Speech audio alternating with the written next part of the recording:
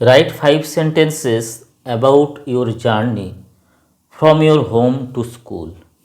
তোমার বাড়ি থেকে তোমার বিদ্যালয়ের যে যাওয়ার পথ, যে যাত্রা, সেই যাত্রা পথে তুমি কোন কোন ঘটনা সাক্ষী হয়ে থাকো, কি কি দেখো, সেটা নিয়ে 5টি সেন্টেন্স বাক্য তোমাকে লিখতে হবে। My journey from home to school, এভাবে একটা হেডিং দাও, বা লিখতে পারো মাই জার্নি টু স্কুল, তারপরে 5টা সেন্টেন্স লেখো। My school is about 1 kilometre away from my home, আমার বাড়ি থেকে আমার বিদ্যালয় 1 কিলোমিটার দূরে। আমি সাধারণত গো দেয়ার, সেখানে যাই, by bicycle with my friends, আমি আমার বন্ধুদের সঙ্গে সাইকেলে করে সাধারণত আমার স্কুলে গিয়ে থাকি। অন মাই ওয়ে, আমার যাওয়ার পথে, I pass by an old Shiva temple, একটা বহু পুরানো শিব মন্দিরের পাশ দিয়ে আমরা যাই।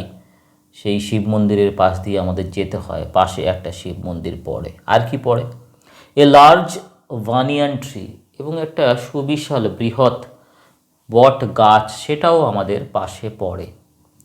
And a busy local market, এবং আমাদের পথের পাশে আমরা আরও কাকে পাই না, একটি ব্যস্ততম স্থানীয় বাজার, তাকে আমরা পাই। I see many people rushing to work, স্কুলে যাওয়ার পথে আমরা দেখি যে অনেক মানুষজন তারা তাদের কাজে ব্যস্ত হয়ে পড়েছে, কাজে যোগ দেওয়ার জন্য খুব তাড়াতাড়ি তাদের মধ্যে ব্যস্ততা দেখা যাচ্ছে, তারা এগিয়ে যাচ্ছে। অ্যান্ড কালারফুল শপস, এবং বিভিন্ন রং বেরঙের দোকান, অর্থাৎ রং বেরঙের দোকান বলতে আলাদা আলাদা দোকান, তাতে বিভিন্ন রকমের জিনিসপত্র রয়েছে, যাই হোক। And colourful shops opening up for the day, দিনের জন্য দোকানগুলো সেগুলোকে খোলা হয়ে থাকে। The most exciting part of my journey, আমার এই যে যাত্রা, এর মধ্যে সবথেকে উত্তেজনাকর, সবথেকে ভালো লাগার অংশ কোনটা exciting part? Is crossing the small wooden bridge, ছোট্ট কাঠের একটা সেতুকে অতিক্রম যখন করি, তখন আমার সব থেকে ভালো লাগে। এটাই হলো most exciting part of my journey. Over the canal, কার উপর দিয়ে সেই সেতুটা নির্মিত? না, একটি খালের উপর দিয়ে।